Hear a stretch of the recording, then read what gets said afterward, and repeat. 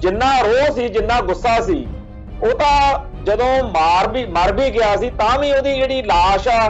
ਉਹ ਦੇਖਣ ਲਈ ਜਿੰਨੀ ਸੰਗਤਾਂ ਦੇ ਵਿੱਚ ਤੜਪ ਸੀਗੀ ਭਾਈ ਗਰੰਟੀ ਹੋਵੇ ਕਿ ਮਾਰਿਆ ਗਿਆ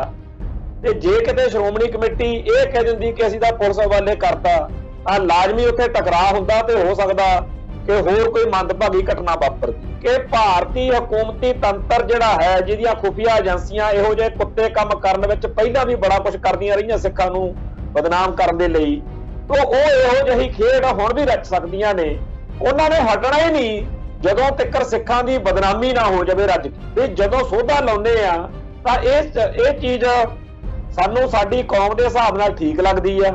ਪਰ ਸਾਡੇ ਜਿਹੜੇ ਦੁਸ਼ਮਣ ਨੇ ਉਹ ਇਹਦਾ ਲਾਹਾ ਲੈ ਕੇ ਸਾਨੂੰ ਅੰਤਰਰਾਸ਼ਟਰੀ ਤੌਰ ਤੇ ਬਦਨਾਮ ਕਰਦੇ ਸਾਡੀ ਕੌਮ ਦੀ ਨਸਲਕੁਸ਼ੀ ਲਈ ਸਾਡੀ ਕੌਮ ਦੇ ਕਤਲੇਆਮ ਲਈ ਸਾਡੀ ਕੌਮ ਦੇ ਘਾਣ ਦੇ ਲਈ ਜਿਵੇਂ ਕੋਈ ਵਿਉਂਤ ਬਣਾਈ ਜਾ ਰਹੀ ਹੋਵੇ ਐ ਮਹਿਸੂਸ ਹੋ ਰਿਹਾ ਟੀਵੀ 84 ਉੱਤੇ ਪ੍ਰੋਗਰਾਮ ਖਬਰ ਦੀ ਖਬਰ ਦੇਖ ਰਹੇ ਸਾਰੇ ਦਰਸ਼ਕਾਂ ਨੂੰ ਮੈਂ ਸਰਬਜੀਤ ਸਿੰਘ ਘੁਮਾਣ ਫਤਿਹ ਅਰਜ਼ ਕਰਦਾ ਜੀ। ਵਾਹਿਗੁਰੂ ਜੀ ਕਾ ਖਾਲਸਾ ਵਾਹਿਗੁਰੂ ਜੀ ਕੀ ਫਤਿਹ। ਦਰਬਾਰ ਸਾਹਿਬ ਦੇ ਵਿੱਚ ਜਿਹੜੇ ਹਿੰਦੂ ਅੱਤਵਾਦੀ ਨੇ ਧਾੜਵੀ ਬਣ ਕੇ ਹਮਲਾ ਕੀਤਾ ਤੇ ਇਸ ਹਮਲੇ ਦੌਰਾਨ ਜਿਸ ਤਰੀਕੇ ਨਾਲ ਉਹ ਸੰਗਤਾਂ ਦੇ ਰੋਹ ਦਾ ਸ਼ਿਕਾਰ ਹੋਇਆ ਤੇ ਅੰਤ ਉਹਦੀ ਮੌਤ ਹੋ ਗਈ ਇਹ ਤੋਂ ਬਾਅਦ ਵਿੱਚ ਜਿਹੜੇ ਪੰਥ ਦੋਖੀ ਸ਼ਕਤੀਆਂ ਨੇ ਉਹਨਾਂ ਨੇ ਇੱਕ ਮਾਹੌਲ ਜਿਹੜਾ ਹੈ ਉਹ ਕ੍ਰੀਏਟ ਕਰਨਾ ਸ਼ੁਰੂ ਕੀਤਾ ਹੈ ਕਿ ਸਿੱਖ ਹੀ ਪੀੜਤ ਨੇ ਤੇ ਸਿੱਖਾਂ ਨੂੰ ਹੀ ਦੋਸ਼ੀਆਂ ਵਾਲੇ ਕਟਹਿਰੇ 'ਚ ਖੜਾ ਕਰ ਲਓ ਕਿ ਤੁਸੀਂ ਮੌਬ ਲਿੰਚਿੰਗ ਕੀਤੀ ਹੈ। ਮੌਬ ਲਿੰਚਿੰਗ ਜਾਂ ਹਜੂਮੀ ਭੀੜਾਂ ਵੱਲੋਂ ਕਿਸੇ ਨੂੰ ਪਹਿਲਾਂ ਘੇਰ ਲੈਣਾ ਹਜੂਮ ਨੇ ਤੇ ਫਿਰ ਉਹ ਤੋਂ ਕਹਿਣਾ ਵੀ ਤੁਸੀਂ ਆਹ ਗੱਲ ਕਰੋ ਜਿਵੇਂ ਪਿਛਲੇ ਸਮੇਂ ਦੇ ਵਿੱਚ ਹਿੰਦੂ ਕੱਟੜਪੰਥੀਆਂ ਨੇ ਥਾਂ ਥਾਂ ਦੇ ਉੱਤੇ ਭਾਰਤ ਦੇ ਵਿੱਚ ਮੁਸਲਮਾਨਾਂ ਨੂੰ ਘੇਰਨਾ ਤੇ ਘੇਰ ਕੇ ਕਹਿਣਾ ਕਿ ਤੂੰ ਜੈ ਸ਼੍ਰੀ ਰਾਮ ਕਹਿ ਕੁੱਟਮਾਰ ਕਰਨੀ ਤੇ ਫਿਰ ਉਹਨੂੰ ਮਾਰ ਵੀ ਦੇਣਾ ਬੰਨ ਕੇ ਏਦਾਂ ਦੀਆਂ ਬਹੁਤ ਵਾਰਦਾਤਾਂ ਹੋਈਆਂ ਤੇ ਉਦੋਂ ਸਾਰੇ ਭਾਰਤ ਵਿੱਚ ਭਾਰਤ ਤੋਂ ਬਾਹਰ ਹਿੰਦੂ ਤਵੀਆਂ ਦੀ ਬਹੁਤ ਖੇਹ ਉੱਡੀ ਕਿ ਕਿਵੇਂ ਇਹ ਦੂਜੇ ਧਰਮਾਂ ਦੇ ਲੋਕਾਂ ਨੂੰ ਜਲੀਲ ਕਰਦੇ ਆ ਫਿਰ ਕਤਲ ਕਰਦੇ ਆ ਮੌਬ ਲਿੰਚਿੰਗ ਕਰਦੇ ਆ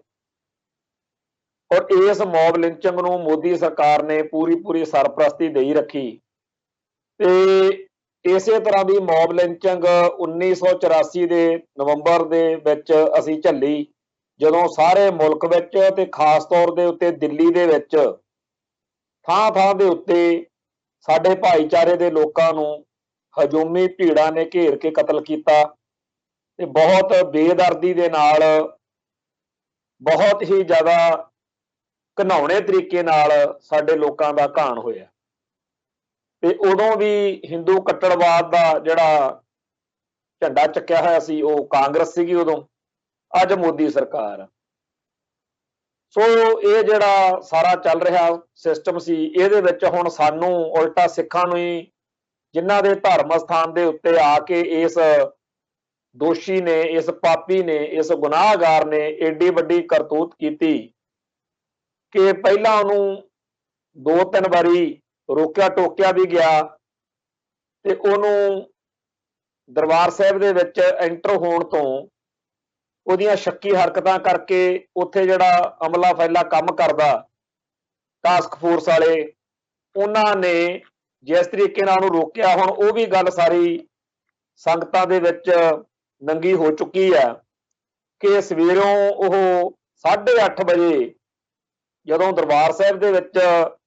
ਦਾਖਲ ਹੋਣ ਲਈ ਤੁਰਿਆ ਤਾਂ ਅੰਦਰ ਰੈਕੀ ਕਰਨ ਲਈ ਜਦੋਂ ਉਹ ਆਇਆ ਤਾਂ ਉਸ ਮੌਕੇ ਉਸ ਸਮੇਂ ਜਿਹੜੇ ਟਾਸਕ ਫੋਰਸ ਵਾਲੇ ਉੱਥੇ ਖੜੇ ਸੀ ਉਹਨਾਂ ਨੂੰ ਲੱਗਿਆ ਕਿ ਸ਼ੱਕੀ ਜਿਹਾ ਬੰਦਾ ਤਾਂ ਉਹਨੂੰ ਉਹਨਾਂ ਨੇ ਅੰਦਰ ਜਾਣ ਤੋਂ ਮਨਾ ਕਰਤਾ ਫਿਰ ਉਹ 9:40 ਤੇ ਲੰਗਰ ਵਾਲੇ ਪਾਸੇ ਗੁਰੂ ਕਾ ਲੰਗਰ ਛਕਦਾ ਹੈ ਤੇ ਫਿਰ ਲੰਗਰ ਚਾਹ ਪਾਣੀ ਛਕ ਕੇ 9:15 ਵਜੇ ਲੰਗਰ ਵਾਲੇ ਪਾਸਿਓਂ ਹੀ ਦਰਬਾਰ ਸਾਹਿਬ ਦੇ ਵਾਲੀ ਪਰਿਕਰਮਾ ਚ ਸਰੋਵਰ ਦੇ ਕੋਲ ਉਤਰਦਾ ਤੇ ਦਾਖਲ ਹੋ ਕੇ ਜਿਹੜੀ ਸਿੰਗਲ ਲਾਈਨ ਵਿਚਾਲੇ ਬਣੀ ਹੁੰਦੀ ਆ ਇੱਕ ਲਾਈਨ ਹੈਗੀ ਆ ਜਿੱਧਰ ਦੀ ਸੰਗਤਾਂ ਜਾਂਦੀਆਂ ਨੇ ਇੱਕ ਪਾਸੇ ਮੁੜਦੀਆਂ ਵਿਚਾਲੇ ਇੱਕ ਸਿੰਗਲ ਲਾਈਨ ਹੁੰਦੀ ਹੈ ਉਸ ਸਿੰਗਲ ਲਾਈਨ ਰਾਹੀਂ ਉਹ ਦਾਖਲ ਹੋਇਆ ਤੇ ਬਿਨਾਂ ਮੱਥਾ ਟੇਕਿਆ ਉਹ ਪਿਛਲੇ ਪਾਸੇ ਹਰਕੀ ਪੌੜੀ ਵਾਲੇ ਪਾਸੇ ਉੱਪਰ ਪੌੜੀਆਂ ਜਾਂਦੀਆਂ ਨੇ ਤੇ ਉੱਥੇ ਜਿੱਥੇ ਚੂੜਾ ਲੈਂਦੀਆਂ ਸੰਗਤਾਂ ਉਹਦੇ ਨਾਲ ਦੀ ਉੱਪਰ ਚੜ ਗਿਆ। ਉੱਪਰਲੀ ਮੰਜ਼ਿਲ ਤੇ ਹੋਰ ਬਹੁਤ ਸਾਰੀਆਂ ਸੰਗਤਾਂ ਸ਼ਰਧਾਲੂ ਪਾਠ ਸੁਣਦੇ ਹੁੰਦੇ ਆ, ਸੇਵਾ ਵਾਲੇ ਬੈਠੇ ਹੁੰਦੇ ਆ। ਤਾਂ ਉੱਥੇ ਉਹ ਕਾਫੀ ਚਿਰ ਬੈਠਿਆ ਖੜਿਆ ਰਿਹਾ। ਉੱਥੇ ਉਹ ਸਮਝ ਲਓ ਵੀ ਜੇ 10:30 ਵਜੇ ਅੰਦਰ ਗਿਆ ਤਾਂ 11:45 ਪੌਣੇ 12 ਵਜੇ ਤੱਕ ਉੱਥੇ ਉਹ ਰਿਹਾ। ਇਹ ਘੰਟਾ ਡੇਢ ਘੰਟਾ ਜਿਹੜਾ ਉੱਥੇ ਉਹਨੇ ਕੱਢਿਆ, ਉਹ ਉੱਪਰੋਂ ਸਾਰਾ ਨਿਰੀਖਣ ਕਰਦਾ ਰਿਹਾ ਬਈ ਹੇਠਾਂ ਜਿੱਥੇ ਗੁਰੂ ਸਾਹਿਬ ਦਾ ਸਰੂਪ ਪ੍ਰਕਾਸ਼ ਆ ਉੱਥੇ ਕੀ ਕਿਵੇਂ ਆ, ਜਾਂ ਜਿਹੜੇ ਆਲੇ ਦੁਆਲੇ ਬੈਠੇ ਹੁੰਦੇ ਆ ਕੀਰਤਨ ਵਾਲੇ ਸਿੰਘ ਜਾਂ ਹੋਰ ਸੇਵਾਦਾਰ ਚੌਕਦਾਰ ਉਹ ਕਿੱਥੇ ਹੁੰਦੇ ਆ। ਇਹ ਸਾਰੀ ਗੱਲ ਦੀ ਰੈਕੀ ਜਿਹੜੀ ਆ ਉਹਨੇ ਦਰਬਾਰ ਸਾਹਿਬ ਦੇ ਵਿੱਚ ਉੱਪਰਲੀ ਮੰਜ਼ਿਲ ਤੇ ਖੜ ਕੇ ਜਿਹੜੀ ਸਾਰਾ ਉੱਥੋਂ ਉਹਨੇ ਇਹ ਗੱਲ ਨੂੰ ਸਮਝਿਆ। ਔਰ ਪੂਰਾ ਜਿਹੜਾ ਉਸ ਮੌਕੇ ਉਹਨੇ ਆਪਦੇ ਦਿਮਾਗ ਵਿੱਚ ਵਿਉਂਤ ਬਣਾਈ। ਉਹਦੇ ਲਈ ਇਹ ਗੱਲ ਜਿਹੜੀ ਸ਼੍ਰੋਮਣੀ ਕਮੇਟੀ ਦੇ ਪ੍ਰਧਾਨ ਨੇ ਧਾਮੀ ਸਾਹਿਬ ਨੇ ਕਹੀ ਹੈ, ਹਰਜਿੰਦਰ ਸਿੰਘ ਧਾਮੀ ਨੇ, ਕਿ ਉਹ ਕੋਈ ਵਿਸ਼ੇਸ਼ ਟ੍ਰੇਨਿੰਗ ਪ੍ਰਾਪਤ ਬੰਦਾ ਜਾਪਦਾ। ਇਹ ਗੱਲ ਜਿਹੜੀ ਉਹਨੇ ਉੱਪਰ ਖੜ ਕੇ ਪੂਰੀ ਮਾਨਸਿਕ ਤੌਰ ਦੇ ਉੱਤੇ ਪੂਰਾ ਐਨ ਚੌਕਸ ਹੋ ਕੇ ਉਹਨੇ ਸਾਰੀ ਗੱਲ ਨੂੰ ਸਮਝਿਆ ਕਿ ਮੈਂ ਇੱਧਰ ਦੀ ਏਦਾਂ ਛਾਲ ਮਾਰਾਂਗਾ ਤਾਂ ਇੱਥੇ ਡਿੱਗੂਗਾ ਤੇ ਆਹ ਚੀਜ਼ ਮੇਰੇ ਹੱਥ 'ਚ ਆ ਜਾਊਗੀ। ਇਹ ਸਾਰੀ ਗੱਲ ਉਹਨੇ ਚੰਗੀ ਤਰ੍ਹਾਂ ਨੋਟ ਕੀਤੀ। ਜਿਹੜੇ ਅੱਜ ਤੱਕ ਕਹਿੰਦੇ ਰਹੇ ਨੇ ਕਿ ਜੀ ਇਹ ਮਾਨਸਿਕ ਰੋਗੀ ਹੁੰਦੇ ਆ, ਉਹਨਾਂ ਲਈ ਇਹ ਗੱਲ ਬਹੁਤ ਦੁਖਦਾਈ ਹੋਊਗੀ, ਕਿਉਂਕਿ ਉਹਨਾਂ ਦੇ ਕੰਮ ਦੀ ਗੱਲ ਨਹੀਂ ਨਿਕਲ ਰਹੀ। ਸਾਰੀ ਗੱਲਬਾਤ ਵਿੱਚ ਸਾਫ਼ ਦਿਖ ਰਿਹਾ ਕਿ ਉਹ ਚੰਗਾ ਭਲਾ ਸੀਗਾ, ਕੋਈ ਉਹ ਮਾਨਸਿਕ ਰੋਗੀ ਨਹੀਂ ਸੀ। ਪੂਰਾ ਮਿੱਥ ਕੇ ਉਹ ਆਪਦੇ ਘਰੋਂ ਤੁਰਿਆ ਸੀਗਾ ਕਿ ਆਪਾਂ ਕਰਤੂਤ ਕਰਕੇ ਆਉਣੀ ਹੈ। ਇਸੇ ਕਰਕੇ ਕੋਲੇ ਕੋਈ ਉਹਨੇ ਨਿਸ਼ਾਨੀ ਨਹੀਂ ਰੱਖੀ ਤੇ ਹੁਣ ਫਿੰਗਰਪ੍ਰਿੰਟਾਂ ਤੋਂ ਜਾਂ ਹੋਰ ਜਿਹੜੇ ਬਾਇਓਮੈਟ੍ਰਿਕ ਢੰਗ ਤਰੀਕੇ ਆ ਉਹਨਾਂ ਰਾਹੀਂ ਵੀ ਉਹਦੀ ਕੋਈ ਪਛਾਣ ਨਹੀਂ ਹੋ ਪਾ ਰਹੀ। ਸੋ ਉਸ ਪੂਰੇ ਦਿਮਾਗੀ ਤੌਰ ਤੇ ਚੌਕਸ ਸ਼ਾਤਰ ਬੰਦੇ ਨੇ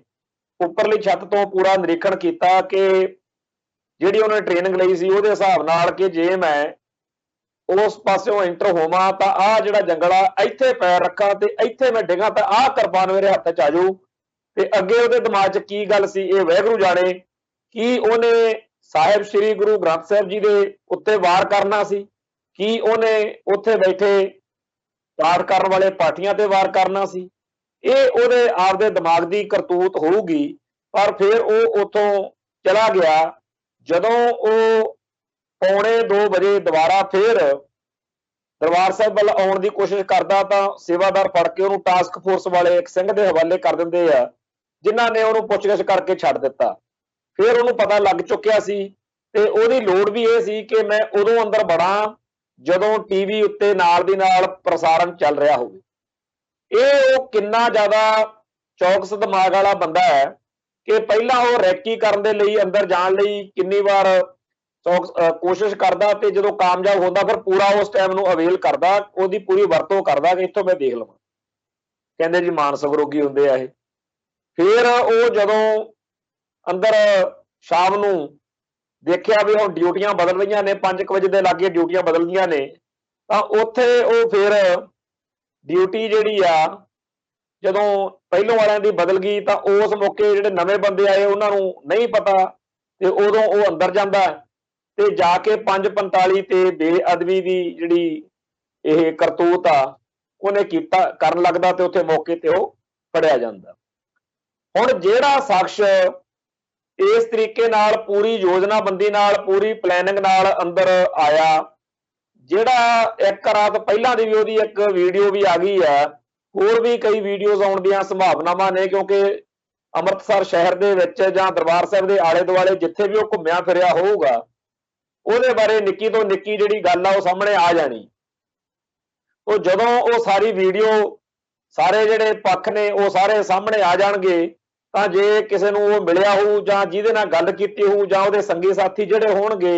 ਜਾਂ ਹੋਰ ਕੋਈ ਜਿਹੜੀ ਕਹਾਣੀ ਉਹਦੇ ਨਾਲ ਜੁੜਦੀ ਹੋਊਗੀ ਉਹ ਨੰਗੀ ਹੋ ਜਾਏਗੀ। ਇਹ ਹੋ ਨਹੀਂ ਸਕਦਾ ਕਿ ਇਹ ਬੰਦਾ ਇਕੱਲਾ ਆਇਆ ਹੋਵੇ।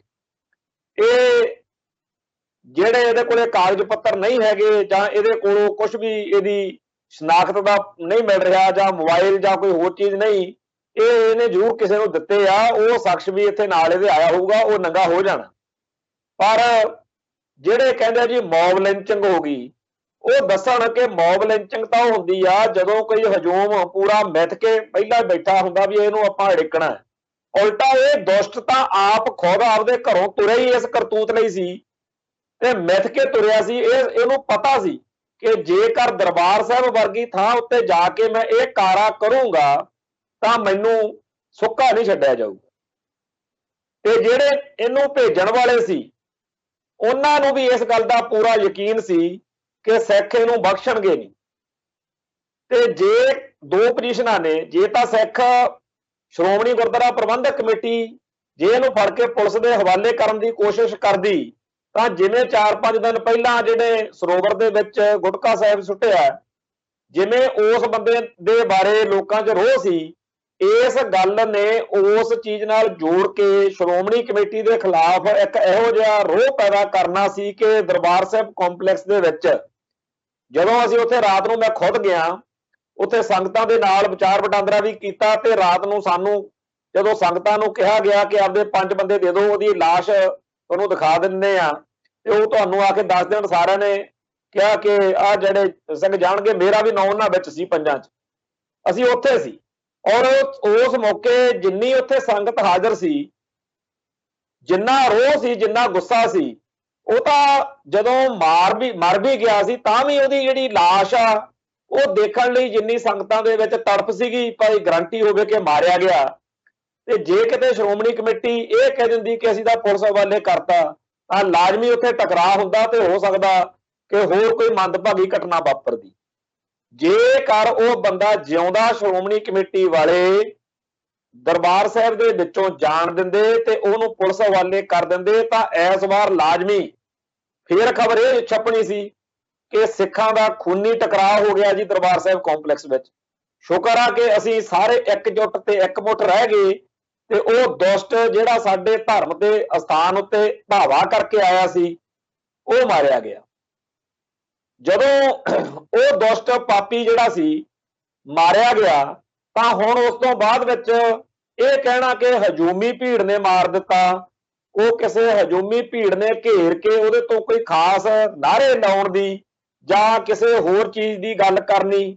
ਇਹ ਜੀ ਤਾਂ ਕੋਈ ਚੱਕਰ ਨਹੀਂ ਸੀ। ਉਹ ਜੀ ਤਾਂ ਉਹਨੂੰ ਕੋਈ ਗੱਲ ਨਹੀਂ ਕਿਸੇ ਨੇ ਕਹੀ। ਉਹ ਤਾਂ ਉਹਦੀ ਕਰਤੂਤ ਤੋਂ ਰੋਹ ਇੰਨਾ ਸੀਗਾ ਕਿ ਸੰਗਤਾਂ ਦੇ ਗੁੱਸੇ ਦਾ ਉਹ ਸ਼ਿਕਾਰ ਹੋਇਆ, ਨਾ ਕਿ ਉਹਦੇ ਤੋਂ ਬੋਲੇ ਸੋ ਨਿਹਾਲ ਕਹਾਉਣਾ ਸੀ ਜਿਵੇਂ ਇਹ ਜੈ ਸ਼੍ਰੀ ਰਾਮ ਕਹਾਉਂਦੇ ਆ। ਪਰ ਇਹ ਜਿਹੜੀ ਕਰਤੂਤ ਸਾਰੇ ਭਾਰਤੀ ਮੀਡੀਆ ਨੇ ਕੀਤੀ ਆ, ਖਾਸ ਤੌਰ ਤੇ ਇੰਗਲਿਸ਼ ਮੀਡੀਆ ਨੇ, ਹਿੰਦੀ ਮੀਡੀਆ ਨੇ, ਤੇ ਹੁਣ ਮੋਦੀ ਸਰਕਾਰ ਭਗਵੇਂ ਏਜੰਡੇ ਵਾਲਿਆਂ ਨੇ ਵੀ ਇਹ ਕੰਮ ਸ਼ੁਰੂ ਕਰ ਲਿਆ। ਇਹਦੇ ਨਾਲ ਇੱਕ ਅਜੀਬੋ ਗਰੀਬ ਸਥਿਤੀ ਪੈਦਾ ਹੋ ਰਹੀ ਹੈ। ਸਾਡੀ ਕੌਮ ਦਾ ਤਾਂ ਸਰ ਗਿਆ, ਸਾਡੀ ਕੌਮ ਦੇ ਵਿੱਚ ਬੜਾ ਇਸ ਗੱਲ ਦੇ ਬੜਾ ਬੂਸਟ ਅਪ ਦਿੱਤਾ, ਬੜਾ ਲੋਕਾਂ ਨੂੰ ਇਸ ਗੱਲ ਦਾ ਚੰਗਾ ਹੰਗਾਰਾ ਮਿਲਿਆ। ਔਰ ਕੱਲ ਜਦੋਂ ਦਰਬਾਰ ਸਾਹਿਬ ਦੇ ਵਿੱਚ ਮੀਟਿੰਗ ਹੋਈ ਆ ਉੱਥੇ ਵੀ, ਤੇ ਅੱਜ ਜਦੋਂ ਦੀਵਾਨ ਅਸਥਾਨ ਮੰਜੀ ਸਾਹਿਬ ਦੇ ਵਿੱਚ ਭੋਗ ਪਾਏ ਗਏ ਨੇ ਇਸ ਮਾੜੀ ਘਟਨਾ ਦੇ ਸੰਬੰਧ ਵਿੱਚ, ਤਾਂ ਉੱਥੇ ਵੀ ਸਾਰਿਆਂ ਨੂੰ ਇਸ ਵਾਰ ਸ਼੍ਰੋਮਣੀ ਗੁਰਦੁਆਰਾ ਪ੍ਰਬੰਧਕ ਕਮੇਟੀ ਦੇ ਨਿਭਾਏ ਹੋਏ ਰੋਲ ਤੇ ਤਸੱਲੀ ਹੈ। ਜਿਸ ਤਰੀਕੇ ਨਾਲ ਸ਼੍ਰੋਮਣੀ ਕਮੇਟੀ ਦੇ ਟਾਸਕ ਫੋਰਸ ਵਾਲਿਆਂ ਨੇ ਜ਼ਿੰਮੇਵਾਰੀ ਨਿਭਾਈ, ਜਿਸ ਤਰੀਕੇ ਨਾਲ ਉੱਥੇ ਤੁਰੰਤ ਫੜ ਲਿਆ ਗਿਆ ਤੇ ਜਿਸ ਤਰੀਕੇ ਨਾਲ ਇਹਦਾ ਸੋਧਾ ਲੱਗਿਆ, ਇਹ ਸਾਰੀ ਚੀਜ਼ ਉੱਤੇ ਕੌਮ ਦੇ ਅੰਦਰ ਤਾਂ ਬਹੁਤ ਚੰਗਾ ਪ੍ਰਭਾਵ ਗਿਆ ਤੇ ਚੰਗਾ ਲੱਗਿਆ ਸਾਰਿਆਂ ਨੂੰ। ਚਾਹੇ ਅਸੀਂ ਆਪਸ ਵਿੱਚ ਹੀ ਬਹੁਤ ਮਸਲਿਆਂ ਦੇ ਉੱਤੇ ਮਤਭੇਦ ਰੱਖਦੇ ਹਾਂ, ਪਰ ਇਸ ਵਾਰ ਸ਼੍ਰੋਮਣੀ ਕਮੇਟੀ ਦੇ ਇਸ ਸਾਰੇ ਕਾਸੇ ਦੇ ਉੱਤੇ ਜਿਵੇਂ ਇਹਨਾਂ ਨੇ ਸਟੈਂਡ ਲਿਆ ਤੇ ਜਿਵੇਂ ਸਾਰੇ ਹੋਰ ਸਿੱਖ ਲੀਡਰਾਂ ਨੇ ਸਟੈਂਡ ਲਿਆ ਕਿ ਗੁਰੂ ਗ੍ਰੰਥ ਸਾਹਿਬ ਤੋਂ ਪਰੇ ਹੋਰ ਸਾਡੇ ਲਈ ਹੈ ਵੀ ਕੀ ਹੈ, ਤਾਂ ਉਸ ਸਾਡੀ ਕੌਮ ਦੇ ਅੰਦਰ ਤਾਂ ਸਾਡਾ ਬਹੁਤ ਵਧੀਆ ਹੋ ਗਿਆ। ਪਰ ਬਾਕੀ ਕੌਮਾਂ ਨੂੰ, ਬਾਕੀ ਸੂਬਿਆਂ ਨੂੰ, ਬਾਕੀ ਦੁਨੀਆ ਦੇ ਲੋਕਾਂ ਨੂੰ ਭਾਰਤੀ ਮੀਡੀਆ ਗੁੰਮਰਾਹ ਕਰ ਰਿਹਾ। ਜਿੰਨੇ ਕੈਨੇਡਾ, ਇੰਗਲੈਂਡ, ਅਮਰੀਕਾ, ਆਸਟ੍ਰੇਲੀਆ ਜਾਂ ਹੋਰਨਾਂ ਮੁਲਕਾਂ ਦੇ ਵਿੱਚ ਹੋਰ ਧਰਮਾਂ ਦੇ, ਹੋਰਨਾਂ ਬੋਲੀਆਂ ਦੇ, ਹੋਰਨਾਂ ਸਿਵਲਾਈਜੇਸ਼ਨ ਦੇ, ਸੱਭਿਆਚਾਰਾਂ ਦੇ ਲੋਕ ਹੋਣਗੇ, ਉਹਨਾਂ ਕੋਲੇ ਜਿਹੜੀ ਭਾਰਤੀ ਇੰਗਲਿਸ਼ ਮੀਡੀਆ ਦੀਆਂ ਖਬਰਾਂ ਜਦੋਂ ਉੱਥੇ ਜਾਣੀਆਂ ਨੇ, ਉਹਨਾਂ ਦੇ ਆਧਾਰ ਦੇ ਉੱਤੇ ਉਹਨਾਂ ਨੇ ਇਹੀ ਕਹਿਣਾ ਬਈ ਦਰਬਾਰ ਸਾਹਿਬ ਸਿੱਖਾਂ ਦਾ ਜਿਹੜਾ ਬਹੁਤ ਵੱਡਾ ਕੇਂਦਰੀ ਸਥਾਨ ਆ, ਉੱਥੇ ਮੌਬ ਲਿੰਚਿੰਗ ਹੋਈ ਹੈ। ਹੁਣ ਉਹਨਾਂ ਨੂੰ ਤਾਂ ਵਿਚਾਰਿਆਂ ਨੂੰ ਸਮਝ ਹੀ ਨਹੀਂ ਹੈਗੀ, ਦੂਜੇ ਮੁਲਕ ਨੇ, ਉੱਥੋਂ ਦੇ ਪੱਤਰਕਾਰ ਜਾਂ ਉੱਥੋਂ ਦੇ ਜਿਹੜੇ ਚੈਨਲਾਂ ਵਾਲੇ ਹੋਣਗੇ ਜਾਂ ਜਿਹੜਾ ਵੀ ਇਹਦੇ ਉੱਤੇ ਕੋਈ ਗੱਲ ਕਰਨੀ ਚਾਹੂ, ਉਹਨੂੰ ਤਾਂ ਮੌਬ ਲਿੰਚਿੰਗ ਹੀ ਲੱਗਣੀ ਆ, ਕਿਉਂਕਿ ਭਾਰਤੀ ਮੀਡੀਆ ਨੇ ਇਹ ਗੱਲ ਫੈਲਾਤੀ। ਸੋ ਇਹਦੇ ਲਈ ਬੜਾ ਜ਼ਰੂਰੀ ਆ ਕਿ ਇਹ ਸਾਨੂੰ ਸਾਰੇ ਸੰਸਾਰ ਦੇ ਵਿੱਚ ਬਦਨਾਮ ਕਰਨ ਦੇ ਲਈ ਜਿਹੜਾ ਇਹਨਾਂ ਨੇ ਸਾਜ਼ਿਸ਼ ਰਚੀ ਹੈ ਕਿ ਪਹਿਲਾਂ ਦਰਬਾਰ ਸਾਹਿਬ ਦੇ ਵਿੱਚ ਬੰਦਾ ਭੇਜੋ, ਉਹਨੂੰ ਉਸ ਮੌਕੇ ਕਰਤੂਤ ਕਰਨ ਲਈ ਕਹੋ ਜਦੋਂ ਸਾਰੇ ਸੰਸਾਰ ਦੇ ਵਿੱਚ ਇਹਦੀ ਜਿਹੜੀ ਆ ਵੀਡੀਓ ਲਾਜ਼ਮੀ ਬਣੇ, ਕਿਉਂਕਿ ਆਮ ਤੌਰ ਦੇ ਉੱਤੇ ਬਾਕੀ ਟਾਈਮ ਦੇ ਉੱਤੇ ਕੈਮਰੇ ਨਹੀਂ ਉੱਥੇ ਉਵੇਂ ਚੱਲ ਰਹੇ ਹੁੰਦੇ ਜਿਹੜੇ ਆ ਟੈਲੀਵਿਜ਼ਨ ਚੈਨਲ ਵਾਲੇ ਆ PTC ਤੇ ਜਿਵੇਂ ਲਾਈਵ ਚੱਲਦਾ,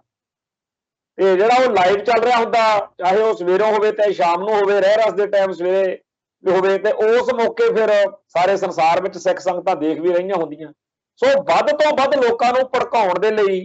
ਤੇ ਉਸ ਮੌਕੇ ਨੂੰ ਚੁਣ ਕੇ ਇਹਨਾਂ ਨੇ ਭੇਜਿਆ,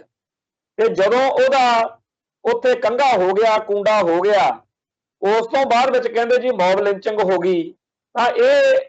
ਇੱਕ ਪੂਰੀ ਦੀ ਪੂਰੀ ਵਿਉਂਤਬੰਦੀ ਹੁਣ ਸਮਝ ਵਿੱਚ ਆ ਰਹੀ ਹੈ ਕਿ ਕੋਈ ਇਹਦੇ ਪਿੱਛੇ ਕਹਾਣੀ ਆ। ਇਹ ਉਹ ਬੰਦਾ ਜਿਹੜਾ ਹੈ ਉਹਨੂੰ ਭੇਜਣ ਵਾਲਿਆਂ ਨੇ ਇਹ ਵੀ ਤਿਆਰੀ ਰੱਖੀ ਹੋਈ ਸੀ ਕਿ ਬਾਅਦ ਵਿੱਚ ਕੀ ਕਰਨਾ। ਤੋਂ ਬਾਅਦ ਵਿੱਚ ਮੌਬ ਲਿੰਚਿੰਗ, ਜਾਣੀ ਕਿ ਜੇਕਰ ਇਸ ਵਾਰੀ ਕੰਮ ਰਹਿ ਵੀ ਜਾਂਦਾ, ਇਸ ਬੰਦੇ ਨੂੰ ਜੇ ਪੁਲਿਸ ਵਾਲੇ ਕਰ ਵੀ ਦਿੱਤਾ ਜਾਂਦਾ ਤਾਂ 2-4 ਦਿਨ ਨੂੰ ਕੋਈ ਹੋਰ ਇਹੋ ਜਿਹੀ ਕਰਤੂਤ ਕਰ ਦੇਣੀ ਸੀ, ਉਹਨਾਂ ਨੇ ਕੋਈ ਹੋਰ ਭੇਜ ਦੇਣਾ ਸੀ, ਜਾਂ ਹੋ ਸਕਦਾ ਗਾਹਾਂ ਭੇਜ ਹੀ ਦੇਣ। ਹਕੀਕਤ ਇਹ ਹੈ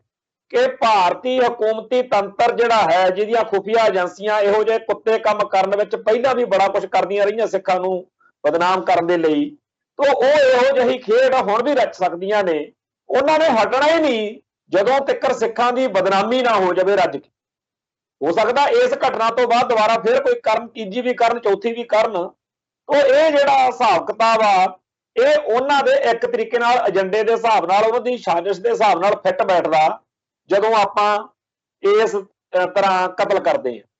ਤਾਂ ਹੁਣ ਗੱਲ ਇਹ ਹੈ ਵੀ ਜਦੋਂ ਸੋਧਾ ਲਾਉਂਦੇ ਆ ਤਾਂ ਇਹ ਚੀਜ਼ ਸਾਨੂੰ ਸਾਡੀ ਕੌਮ ਦੇ ਹਿਸਾਬ ਨਾਲ ਠੀਕ ਲੱਗਦੀ ਆ, ਪਰ ਸਾਡੇ ਜਿਹੜੇ ਦੁਸ਼ਮਣ ਨੇ ਉਹ ਇਹਦਾ ਲਾਹਾ ਲੈ ਕੇ ਸਾਨੂੰ ਅੰਤਰਰਾਸ਼ਟਰੀ ਤੌਰ ਤੇ ਬਦਨਾਮ ਕਰਦੇ। ਫਿਰ ਇਹਦਾ ਕੀ ਰਿਜ਼ਲਟ ਨਿਕਲ ਸਕਦਾ? ਮੈਂ ਇਹ ਗੱਲ ਕਰਨੀ ਚਾਹੁੰਦਾ ਕਿ ਜਦੋਂ ਤਾਲਿਬਾਨਾਂ ਵਾਲਾ ਕੰਮ ਚੱਲਿਆ, ਉਦੋਂ ਅਸੀਂ ਭਾਰਤੀ ਚੈਨਲਾਂ ਦੇ ਉੱਤੇ ਦੇਖਣਾ ਬਈ ਉਹ ਤਾਂ ਜੀ ਬੜੇ ਭੈੜੇ ਨੇ, ਬੜੇ ਮਾੜੇ ਆ। ਇੰਨੀ ਬਦਨਾਮੀ ਦੇਖਣੀ ਕਰਨ ਦੇ ਨਾਲ ਇੱਥੇ ਕੀ ਹੋਇਆ ਕਿ ਹਰੇਕ ਬੰਦਾ ਜਿਹੜਾ ਸੀ ਉਹ ਤਾਲਿਬਾਨਾਂ ਨੂੰ ਇੰਨੀ ਨਫ਼ਰਤ ਕਰਦਾ ਸੀ ਵੀ ਜਦੋਂ ਉਹਨਾਂ ਦੇ ਉੱਤੇ ਫੌਜੀ ਕਾਰਵਾਈਆਂ ਹੋਈਆਂ, ਹਮਲਾ ਬੋਲਿਆ, ਤਾਂ ਉਦੋਂ ਸਾਨੂੰ ਇਉਂ ਲੱਗਦਾ ਸੀ ਕਿ ਇਹਨਾਂ ਨਾਲ ਤਾਂ ਹੋਰ ਜ਼ਿਆਦਾ ਮਾੜੀ ਹੋਣੀ ਚਾਹੀਦੀ। ਥੋੜੇ ਦਿਨ ਹੋਏ ਨੇ ਅਮਰੀਕਾ ਦੇ ਫੌਜੀਆਂ ਦੀ ਇੱਕ ਵੀਡੀਓ ਚੱਲ ਰਹੀ ਸੀ ਜਿਹਦੇ ਵਿੱਚ ਇਹ ਦਿਖਾਇਆ ਜਾ ਰਿਹਾ ਸੀ ਕਿ ਉਹ ਕਹਿ ਰਹੇ ਸੀ ਕਿ ਸਾਨੂੰ ਸਦਾਮ ਹੁਸੈਨ ਦੇ ਖਿਲਾਫ ਜਾਂ ਉਹਦੇ ਮੁਲਕ ਦੇ ਲੋਕਾਂ ਦੇ ਖਿਲਾਫ ਜਿਹੜਾ ਵਰਤਿਆ ਗਿਆ ਵੀ ਉੱਥੇ ਅਸੀਂ ਨਜਾਇਜ਼ ਕਰਕੇ ਆਏ ਆ, ਕੋਈ ਇਹੋ ਜਿਹੀ ਗੱਲ ਹੈ ਨਹੀਂ ਸੀ। ਜਿਹੜੇ ਦੋਸ਼ ਲਾ ਕੇ ਅਸੀਂ ਉੱਥੇ ਲੋਕਾਂ ਦਾ ਘਾਣ ਕੀਤਾ ਉਹ ਸਾਰੇ ਕੋਈ ਗੱਲ ਹੈ ਨਹੀਂ ਸੀ। ਪਰ ਜਦੋਂ ਉਹ ਫੌਜਾਂ ਦੇ ਹਮਲੇ ਤਾਲਿਬਾਨਾਂ ਦੇ ਖਿਲਾਫ ਜਾਂ ਸਦਾਮ ਹੁਸੈਨ ਤੇ ਉਹਦੇ ਫੌਜ ਦੇ ਖਿਲਾਫ ਹੋਏ ਆ, ਉਦੋਂ ਸਾਨੂੰ ਸਾਰਿਆਂ ਨੂੰ ਇਹੀ ਲੱਗਦਾ ਸੀਗਾ ਕਿ ਅਮਰੀਕਾ ਬਿਲਕੁਲ ਸਹੀ ਕਾਰਵਾਈ ਕਰ ਰਿਹਾ ਤੇ ਇਹਨਾਂ ਲੋਕਾਂ ਨੂੰ ਤਾਂ ਹੋਰ ਮਾੜੀ ਹੋਣੀ ਚਾਹੀਦੀ। ਅੱਜ ਇਹੀ ਚੀਜ਼ ਸਾਡੀ ਕੌਮ ਨਾਲ ਹੁੰਦੀ ਦਿਖ ਰਹੀ ਹੈ। ਸਾਡੀ ਕੌਮ ਦੀ ਨਸਲਕੁਸ਼ੀ ਲਈ, ਸਾਡੀ ਕੌਮ ਦੇ ਕਤਲੇਆਮ ਲਈ, ਸਾਡੀ ਕੌਮ ਦੇ ਘਾਣ ਦੇ ਲਈ ਜਿਵੇਂ ਕੋਈ ਵਿਉਂਤ ਬਣਾਈ ਜਾ ਰਹੀ ਹੋਵੇ ਐ ਮਹਿਸੂਸ ਹੋ ਰਿਹਾ। ਪਹਿਲਾਂ ਸਾਰੇ ਸੰਸਾਰ ਦੇ ਵਿੱਚ ਸਾਨੂੰ ਬਦਨਾਮ ਕੀਤਾ ਜਾਵੇ ਕਿ ਇਹ ਤਾਂ ਬਹੁਤ ਭੈੜੇ ਤੇ ਮਾੜੇ ਲੋਕ ਨੇ, ਮੌਬ ਲਿੰਚਿੰਗ ਕਰਦੇ ਆ, ਹਜੂਮੀ ਭੀੜਾਂ ਇਕੱਠੀਆਂ ਹੋ ਕੇ ਕਿਸੇ ਨੂੰ ਵੀ ਮਾਰ ਦਿੰਦੀਆਂ ਨੇ, ਇਹਨਾਂ ਦੇ ਗੁਰਦੁਆਰਿਆਂ ਦੇ ਵਿੱਚ ਜੇ ਕੋਈ ਧਾਰਮਿਕ ਸਥਾਨ ਤੇ ਜਾਂਦਾ ਇਹ ਗੈਰ ਧਰਮ ਦੇ ਲੋਕਾਂ ਨੂੰ ਇਸ ਤਰ੍ਹਾਂ ਕਤਲ ਕਰਦੇ ਆ। ਇਸ ਤਰੀਕੇ ਦਾ ਮਾਹੌਲ ਬਣਾ ਕੇ ਸਾਰੇ ਸੰਸਾਰ ਦੇ ਵਿੱਚ ਜਦੋਂ ਇਹ ਗੱਲ ਹੋ ਜਾਵੇ ਕਿ ਹਰੇਕ ਬੰਦਾ, ਹਰੇਕ ਮੁਲਕ ਦੇ ਲੋਕ ਕਹਿਣ ਕਿ ਇਹੋ ਜਿਹੇ ਲੋਕਾਂ ਨਾਲ ਜਦੋਂ ਮਾੜੀ ਹੋਵੇ ਤਾਂ ਸਾਨੂੰ ਕੋਈ ਅਫਸੋਸ ਨਹੀਂ ਹੋਏਗਾ। ਰਿਜ਼ਲਟ ਕੀ ਨਿਕਲੂ? ਜਦੋਂ ਸਾਡੇ ਉੱਤੇ ਕੋਈ ਕਟਕ ਚੜੂ, ਜਦੋਂ ਕੋਈ ਕਹਿਰ ਵਾਪਰੂ, ਤਾਂ ਦੂਜਿਆਂ ਧਰਮਾਂ ਦੇ, ਦੂਜਿਆਂ ਮੁਲਕਾਂ ਦੇ ਲੋਕਾਂ ਨੇ ਇਹਨਾਂ ਖਬਰਾਂ ਦੇ ਪ੍ਰਭਾਵ ਹੇਠ ਇਹੀ ਕਹਿਣਾ ਕਿ ਇਹਨਾਂ ਨਾਲ ਤਾਂ ਹੋਰ ਜ਼ਿਆਦਾ ਹੋਣੀ ਚਾਹੀਦੀ ਹੈ। ਜਿਹੜੇ ਲੋਕ ਸਮਝਦੇ ਆ ਕਿ ਨਹੀਂ ਜੀ ਅੱਜ ਤਾਂ ਸੋਸ਼ਲ ਮੀਡੀਆ ਦਾ ਜ਼ਮਾਨਾ, ਅੱਜ ਤਾਂ ਜੀ ਬੜੀ ਦੁਨੀਆ ਤਰੱਕੀ ਕਰ ਗਈ, ਅੱਜ ਇਹ ਭਾਣੇ ਨਹੀਂ ਵਾਪਰ ਸਕਦੇ, ਉਹਨਾਂ ਨੂੰ ਦੱਸਣਾ ਚਾਹੁੰਦਾ ਕਿ ਆ ਥੋੜਾ ਟਾਈਮ ਹੀ ਹੋਇਆ ਸੀ ਬਰਮਾ ਦੇ ਵਿੱਚ ਰੋਹਿੰਗਿਆ ਮੁਸਲਮਾਨਾਂ ਦਾ ਕਤਲੇਆਮ ਦੀਆਂ ਫੋਟੋਆਂ, ਖਬਰਾਂ ਦੇਖਦੇ ਸੀ, ਢੇਰ ਲੱਗੇ ਹੁੰਦੇ ਸੀ ਲਾਸ਼ਾਂ ਦੇ। ਕੋਈ ਮੁਲਕ, ਕੋਈ UNO, ਕੋਈ ਅੰਤਰਰਾਸ਼ਟਰੀ ਬਾਡੀ, ਕੋਈ ਹੋਰ ਮੁਸਲਮਾਨਾਂ ਦੇ ਮੁਲਕ, ਅਸੀਂ ਤਾਂ ਉੱਥੇ ਕੁਝ ਨਹੀਂ ਮਹਿਸੂਸ ਕਰ ਸਕੇ ਵੀ ਕਿਸੇ ਨੇ ਉਹਨਾਂ ਨੂੰ ਰੋਕ ਲਿਆ ਹੋਵੇ। ਉਹ ਪਤਾ ਨਹੀਂ ਕਿਵੇਂ ਐਂਡ ਹੋਇਆ ਉਸ ਗੱਲ ਦਾ। ਉਹ ਤਾਂ ਐਂ ਲੱਗਦਾ ਹੁੰਦਾ ਸੀ ਵੀ ਸਾਰੇ ਮੁਸਲਮਾਨਾਂ ਦਾ, ਰੋਹਿੰਗਿਆ ਵਾਲਿਆਂ ਦਾ ਉੱਥੇ ਘਾਣ ਹੋਏਗਾ। ਤੇ ਇਹੋ ਜਿਹਾ ਕੰਮ ਸਾਡੇ ਨਾਲ ਵੀ ਹੋ ਸਕਦਾ। ਆ ਸਾਰੇ ਭਾਰਤ ਵਿੱਚ ਮੁਸਲਮਾਨਾਂ ਦੇ ਰੋਜ਼ ਛਿੱਤਰ ਖੜਕਦਾ। ਸਾਡੀ ਕੌਮ ਦੇ ਵਿੱਚ ਹਾਲਾਤ ਕੀ ਨੇ ਆਪਾਂ ਨੂੰ ਕੋਈ ਗੁੱਝੇ ਨਹੀਂ ਹੈ। ਆਪਣੀ ਕੌਮ ਦੇ ਵਿੱਚ ਇੱਕ ਬਹੁਤ ਵੱਡੀ ਧਿਰ ਵਾ ਜਿਹੜੀ ਪੰਥਕ ਲੋਕਾਂ ਨੂੰ ਬਹੁਤ ਮਾੜਾ ਮੰਨਦੀ ਹੈ। ਜਿਹੜੇ ਸਿੱਖ ਸਿੱਖੀ ਦੀ ਚੜ੍ਹਦੀ ਕਲਾ ਲੋਚਦੇ ਆ, ਜਿਹੜੇ ਸਿੱਖ ਪੰਥ ਦੀ ਚੜ੍ਹਦੀ ਕਲਾ ਭਾਲਦੇ ਆ, ਜਿਹੜੇ ਸਿੱਖੀ ਦੇ ਦੁਸ਼ਮਣਾਂ ਦੇ ਖਿਲਾਫ ਲੜਦੇ ਬੋਲਦੇ ਆ ਕਿ ਆਰਐਸਐਸ ਸਿੱਖਾਂ ਨੂੰ ਹਿੰਦੂ ਕਿਉਂ ਕਹਿੰਦੀ ਆ, ਜਾਂ ਸਾਡੀ ਸਿੱਖ ਪਛਾਣ ਨੂੰ ਕਿਉਂ ਮੇਟਿਆ ਜਾ ਰਿਹਾ, ਜਾਂ ਜਿਹੜੇ ਲੋਕ ਪੰਥ ਅਤੇ ਪੰਜਾਬ ਦੇ ਲਈ ਖਾਲਿਸਤਾਨ ਦੀ ਗੱਲ ਕਰਦੇ ਆ, ਇਹ ਜਿਹੜੇ ਪੰਥ ਅਤੇ ਪੰਜਾਬ ਨੂੰ ਸਮਰਪਿਤ ਲੋਕ ਨੇ, ਚਾਹੇ ਉਹ 10,000 ਨੇ ਚਾਹੇ 10 ਲੱਖ ਨੇ, ਇਹ ਲੋਕ ਜਿਹੜੇ ਨੇ ਇਹ ਸਿਆਸੀ ਸਾਰੀਆਂ ਪਾਰਟੀਆਂ ਨੂੰ ਚੁੱਭਦੇ ਆ, ਚਾਹੇ ਉਹ ਬਾਦਲ ਦਲ ਵਾਲੇ ਹੋਣ, ਚਾਹੇ ਕਾਂਗਰਸ ਵਾਲੇ ਹੋਣ, ਚਾਹੇ ਆਮ ਆਦਮੀ, ਚਾਹੇ ਬੀਜੇਪੀ ਵਾਲੇ, ਸਾਰੇ ਕਹਿਣਗੇ ਇਹ ਸ਼ਰਾਰਤੀ ਅਨਸਰ ਨੇ, ਇਹ ਅਮਨ ਸ਼ਾਂਤੀ ਦੇ ਦੁਸ਼ਮਣ ਨੇ, ਇਹ ਪਾਕਿਸਤਾਨ ਦੇ ਪਿੱਠੂ ਨੇ, ਇਹ ਜਿਹੜੇ ਲੋਕ ਨੇ ਇਹ ਰੈਡੀਕਲ ਨੇ, ਇਹ ਬਹੁਤ ਡੇਂਜਰਸ ਨੇ, ਇਹ ਖਤਰਨਾਕ ਨੇ। ਤੇ ਜਿਹੜੇ ਪੰਥਕ ਲੋਕ ਨੇ ਉਹ ਬਹੁਤ ਬੁਰੀ ਤਰ੍ਹਾਂ ਹਿੰਦੂ ਰਾਸ਼ਟਰਵਾਦੀਆਂ ਨੂੰ ਚੁੱਭਦੇ ਆ। ਇਕੱਲੇ ਹਿੰਦੂ ਤਵੀਆਂ ਨੂੰ ਨਹੀਂ, ਉਹ ਕਾਮਰੇਡਾਂ ਨੂੰ ਵੀ ਚੁੱਭਦੇ ਆ, ਉਹ ਸਿਆਸੀ ਪਾਰਟੀਆਂ ਨੂੰ ਵੀ ਚੁੱਭਦੇ ਆ ਵੀ ਜੇ ਇਹ ਨਾ ਹੋਣ ਤਾਂ ਅਸੀਂ ਜੋ ਮਰਜ਼ੀ ਕਰੀਏ। ਬਾਦਲ ਦਲ ਨੂੰ ਸਭ ਤੋਂ ਵੱਧ ਦੁੱਖ ਵਾ ਉਹਨਾਂ ਗੁਰਸਿੱਖਾਂ ਦਾ ਜਿਹੜੇ ਕੌਮ ਦੀ ਚੜ੍ਹਦੀ ਕਲਾ ਲੋਚਦੇ ਆ। ਤੇ ਇਸ ਮੌਕੇ ਇਹ ਸਾਰੀਆਂ ਪਾਰਟੀਆਂ ਦੀ ਆਪਸੀ ਇੱਕ ਜਿੰਨੀ ਮਰਜ਼ੀ ਲੜਾਈ ਹੋਵੇ, ਪਰ ਇਹਨਾਂ ਸਾਰਿਆਂ ਦੀ ਸਹਿਮਤੀ ਆ ਕਿ ਪੰਥਕ ਲੋਕਾਂ ਦੇ ਉੱਤੇ ਜੇਕਰ ਕਦੇ ਕੋਈ ਹੋ ਸਕੇ ਤਾਂ ਚੰਗੀ ਗੱਲ ਹੀ ਆ। ਤੇ ਜਿਹੜੀਆਂ ਕਾਂਗਰਸ, ਭਗਵੇਂ ਏਜੰਡੇ ਤੇ ਕਾਮਰੇਡ, ਇਹ ਸਾਰੀਆਂ ਪਾਰਟੀਆਂ ਦਾ ਏਕਾ ਇਸ ਮਸਲੇ ਤੇ ਆ ਕਿ ਸਿੱਖਾਂ ਦੇ ਜ਼ੁਲਮ, ਸਿੱਖਾਂ ਦੇ ਉੱਤੇ ਹੋਣਾ ਚਾਹੀਦਾ, ਕੁਝ ਕੁੱਟ ਕਟਾਪਾ ਇਹਨਾਂ ਦਾ ਹੋਣਾ ਚਾਹੀਦਾ। ਜਦੋਂ ਸਾਰੇ ਮੁਲਕ ਦੇ ਵਿੱਚ ਸਾਰੇ ਦੇ ਸਾਰੇ ਲੋਕ ਇੱਕ ਪਲੇਟਫਾਰਮ ਤੇ ਹੋਣ ਤੇ ਉਹਨਾਂ ਲੋਕਾਂ ਨੂੰ ਇਹ ਕਹਿ ਕੇ ਹੋਰ ਜ਼ਿਆਦਾ ਭੜਕਾਇਆ ਜਾਵੇ ਕਿ ਇਹ ਜਿਹੜੇ ਪੰਥਕ ਲੋਕ ਨੇ, ਕੌਮੀ ਦਰਦ ਰੱਖਦੇ ਲੋਕ ਨੇ, ਜਿਹੜੇ ਸਿੱਖੀ ਦੀ ਚੜ੍ਹਦੀ ਕਲਾ ਭਾਲਦੇ ਲੋਕ ਨੇ, ਅਸਲ ਵਿੱਚ ਇਹ ਰੈਡੀਕਲ ਨੇ, ਇਹ ਸ਼ਰਾਰਤੀ ਅਨਸਰ ਨੇ, ਇਹ ਗਰਮ ਖਿਆਲੀ ਨੇ, ਇਹ ਬਹੁਤ ਮਾੜੇ ਨੇ, ਇਹ ਪਾਕਿਸਤਾਨ ਦੇ ਪਿੱਠੂ ਨੇ, ਇਹ ਮੁਲਕ ਦੇ ਦੁਸ਼ਮਣ ਨੇ, ਇਹ ਅਮਨ ਸ਼ਾਂਤੀ ਏਕਤਾ ਦੇ ਵੈਰੀ ਨੇ। ਤਾਂ ਇਹੋ ਜਿਹਾ ਮਾਹੌਲ ਬਣਾ ਕੇ ਕਿਸੇ ਨਿੱਕੀ ਜਿਹੀ ਘਟਨਾ ਦੇ ਬਹਾਨੇ ਹੀ ਬੜਾ ਕੁਝ ਹੋ ਸਕਦਾ। ਬਹੁਤੇ ਲੋਕਾਂ ਨੂੰ ਅੱਜ ਇਹ ਗੱਲ ਸ਼ਾਇਦ ਅਜੀਬ ਲੱਗੇ, ਪਰ ਮੈਂ ਪੁੱਛਣਾ ਚਾਹੁੰਦਾ ਜਿਨ੍ਹਾਂ ਨੂੰ ਅੱਜ ਇਹ ਮੇਰੀ ਗੱਲ ਚੰਗੀ ਨਹੀਂ ਲੱਗ ਰਹੀ ਜਾਂ ਪ੍ਰਵਾਨ ਨਹੀਂ ਹੋ ਰਹੀ, ਹਾਜ਼ਮ ਨਹੀਂ ਹੋ ਰਹੀ ਕਿ ਭਾਜਪਾ ਜਿਹੜੀ ਆ ਵੀ ਸਿੱਖਾਂ ਦੇ ਕਤਲੇਆਮ ਨਹੀਂ ਕਰਾ ਸਕਦੀ,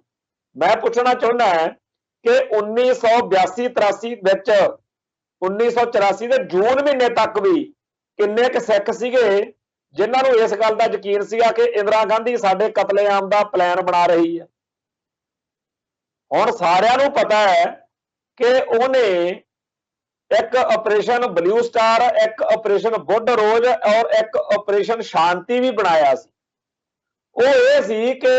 9-10 ਅਕਤੂਬਰ 9-10 ਜਿਹੜਾ ਨਵੰਬਰ ਸੀ 1984 ਦਾ, ਉਹਨਾਂ ਦਿਨਾਂ ਦੇ ਵਿੱਚ ਗੁਰੂ ਨਾਨਕ ਪਾਤਸ਼ਾਹ ਦਾ ਪ੍ਰਕਾਸ਼ ਪੁਰਬ ਆਏਗਾ ਤੇ ਉਦੋਂ ਸਾਰੇ ਸਿੱਖ ਗੁਰਦੁਆਰਿਆਂ ਸਾਹਿਬਾਨ ਵਿੱਚ ਹੋਣਗੇ ਤੇ ਗੁਰਦੁਆਰਾ ਸਾਹਿਬਾਨ ਵਿੱਚ ਸਿੱਖ ਸੰਗਤਾਂ ਦੇ ਹੋਣ ਦੇ ਮੌਕੇ ਕੋਈ ਇਹੋ ਜਿਹੀ ਘਟਨਾ ਵਾਪਰਾਈ ਜਾਵੇ ਕਿ ਇਹ ਗੱਲ ਉੱਡ ਜਾਵੇ ਕਿ ਪਾਕਿਸਤਾਨ ਨੇ ਹਮਲਾ ਕਰ ਦਿੱਤਾ ਹੈ, ਪੰਜਾਬ ਦੇ ਸਿੱਖ ਜਿਹੜੇ ਆ ਉਹ ਪਾਕਿਸਤਾਨੀ ਆਰਮੀ ਦੇ ਨਾਲ ਮਿਲ ਚੁੱਕੇ ਨੇ, ਪਾਕਿਸਤਾਨੀ ਆਰਮੀ ਅਤੇ ਪੰਜਾਬ ਦੇ ਸਿੱਖ ਰਲ ਕੇ ਪੰਜਾਬ ਦੇ ਵਿੱਚ ਗੈਰ ਸਿੱਖਾਂ ਦਾ ਕਤਲੇਆਮ ਕਰ ਰਹੇ ਨੇ, ਫੌਜੀ ਜਿਹੜੇ ਆ ਸਾਡੇ ਬੜੇ ਕਸੂਤੇ ਫਸ ਗਏ। ਤੋਂ ਇਸ ਮਾਹੌਲ ਦੇ ਵਿੱਚ ਸਾਰੇ ਭਾਰਤ ਦੇ ਲੋਕੋ ਸਿੱਖਾਂ ਨੇ ਬੜੀ ਵੱਡੀ ਗਦਾਰੀ ਕਰਤੀ ਆ, ਕਿਉਂਕਿ ਇਹਨਾਂ ਨੇ ਜੂਨ 84 ਦਾ ਬਦਲਾ ਲੈਣ ਲਈ ਪਾਕਿਸਤਾਨ ਨਾਲ ਰਲ ਕੇ ਹੱਲਾ ਕਰਤਾ। ਹੋਣਾ ਕੀ ਸੀ, ਗੁਰਦੁਆਰਾ ਸਾਹਿਬਾਨ ਦੇ ਵਿੱਚ ਗੁਰੂ ਨਾਨਕ ਸਾਹਿਬ ਜੀ ਦਾ ਪ੍ਰਕਾਸ਼ ਪੁਰਬ ਮਨਾਉਣ ਗਈਆਂ ਸੰਗਤਾਂ ਜਿਹੜੀਆਂ ਸੀ ਕਲਕੱਤੇ ਵਿੱਚ, ਬੰਬੇ ਵਿੱਚ ਤੇ ਦਿੱਲੀ 'ਚ ਜਾਂ ਹੋਰਨਾਂ ਥਾਵਾਂ ਦੇ ਉੱਤੇ, ਹਿਮਾਚਲ ਹਰਿਆਣੇ ਦੇ ਵਿੱਚ, ਉਹਨਾਂ ਦਾ ਹਾਲ ਕੀ ਹੋਣਾ ਸੀ, ਚੇਤੇ ਕਰੋ, ਮਾੜਾ ਜਿਹਾ ਖਿਆਲ ਕਰੋ ਜਰਾ। ਇਹ ਗੱਲਾਂ ਡਾਕਟਰ ਸੰਗਤ ਸਿੰਘ ਦੀ ਕਿਤਾਬ ਸਿੱਖਸ ਇਨ ਹਿਸਟਰੀ ਦੇ ਵਿੱਚ ਵੀ ਦਰਜ ਵਾ ਤੇ ਹੋਰ ਵੀ ਬਹੁਤ ਸਾਰੇ ਥਾਵਾਂ ਤੇ ਦਰਜ ਹੈ ਕਿ ਇੰਦਰਾ ਗਾਂਧੀ ਨੇ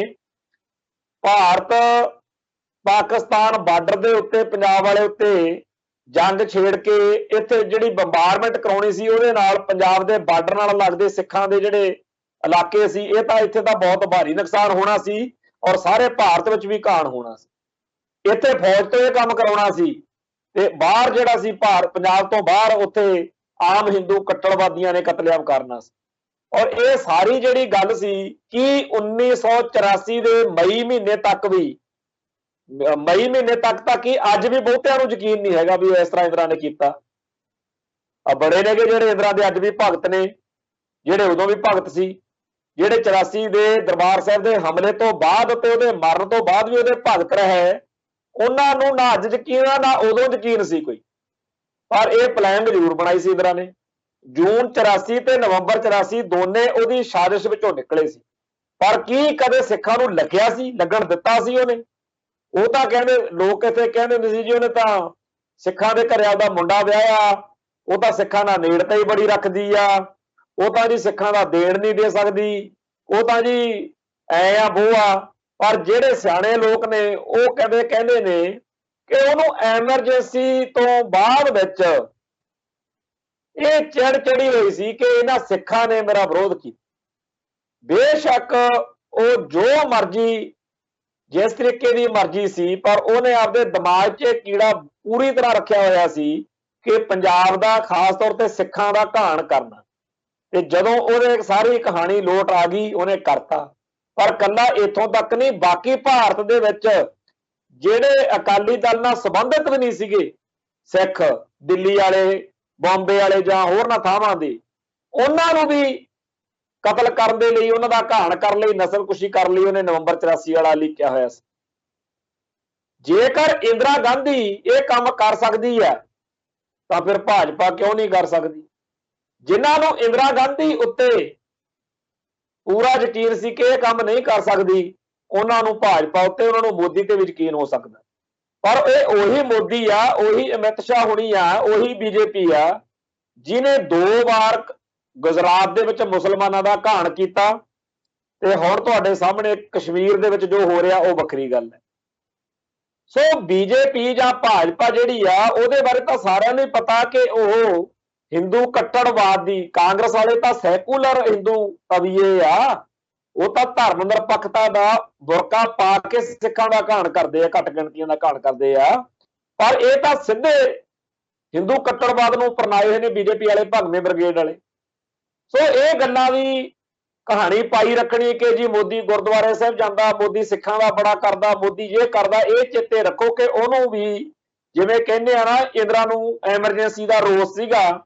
ਉਵੇਂ ਇਹਨੂੰ ਵੀ ਆ, ਭਗਵੇਂ ਬ੍ਰਿਗੇਡ ਵਾਲਿਆਂ ਨੂੰ ਵੀ ਆ ਕਿ ਜਿਹੜਾ ਸਿੱਖਾਂ ਨੇ ਕਿਸਾਨ ਸੰਘਰਸ਼ ਦੌਰਾਨ ਸਾਡਾ ਜਲੂਸ ਕੱਢਿਆ ਨਾ, ਸਾਨੂੰ ਝੁਕਣਾ ਪਿਆ,